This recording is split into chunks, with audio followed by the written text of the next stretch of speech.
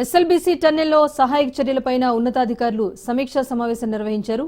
గురుప్రీత్ సింగ్ మృతదేహాన్ని వెలికితీసిన సహాయక బృందాలను అధికారులు అభినందించారు.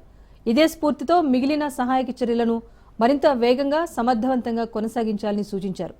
సహాయక బృందాలు పూర్తి స్థాయిలో పాల్గొని పనులను వేగంగా ముగించాలని అధికారులు ఆదేశించారు.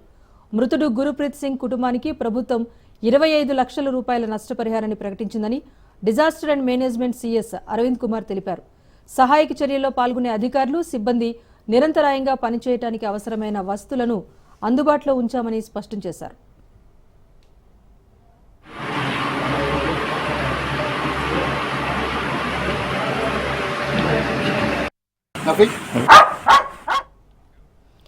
ఎస్ఎల్బీసీ టన్నెల్లో సహాయక చర్యలపై ఉన్నతాధికారులు సమీక్షా సమావేశం నిర్వహించారు.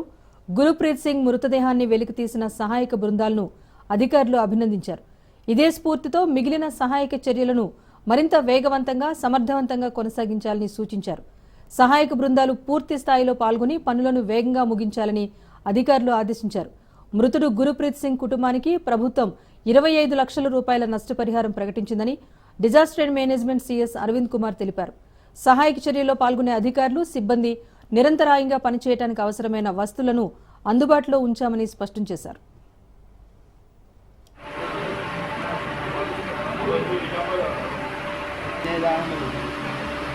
അല്ല അനക്കാണ്ട് സ്റ്റഡി ആയിട്ട് കുറച്ചുകൂടെ നിർത്തണം.